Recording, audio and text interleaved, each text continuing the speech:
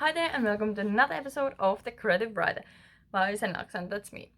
Today we are going to talk about how to avoid telling.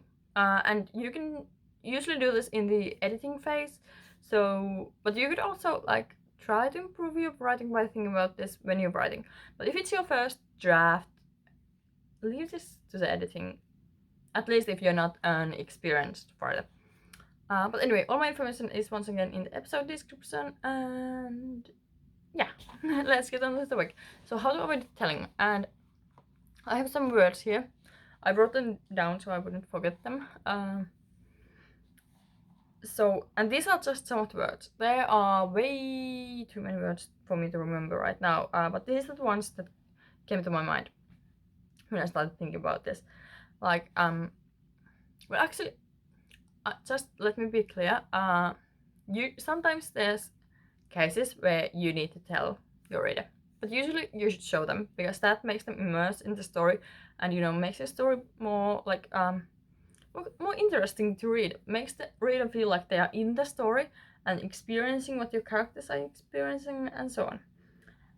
So that's why you should avoid these words that I'm about to tell you. So let's start with feel, and these are all kind of like field words. Feel. If you say Matt is feeling sad, um, you're telling. Instead, you could describe his thoughts to your reader, or I don't know. There are other ways to show your reader that Matt is feeling sad.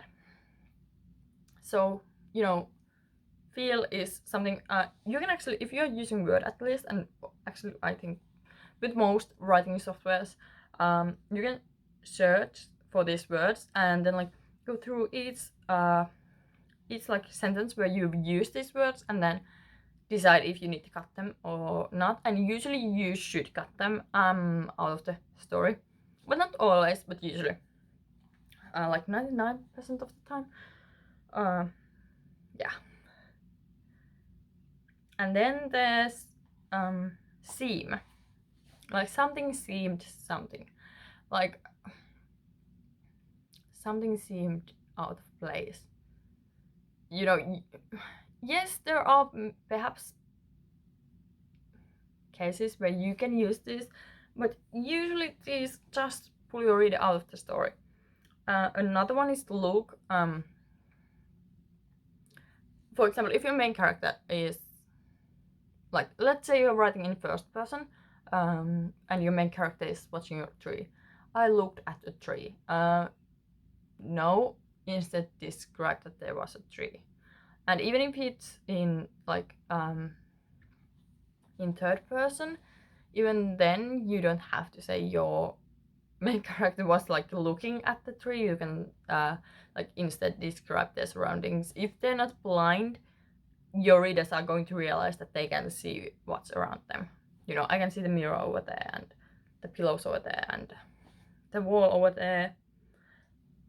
Yeah. And I'm so sorry for those of you who are listening to this as an audio. I was just pointing around my room. You obviously can't see my wall, and so on. Anyway, to the next word. Notice. Notice something. Instead you can say, I don't know, like, the dog ran in. Kiara noticed the dog ran in. You don't need the noticed part. Usually. You almost never need that word. Another is watch. It kind of works the same as look.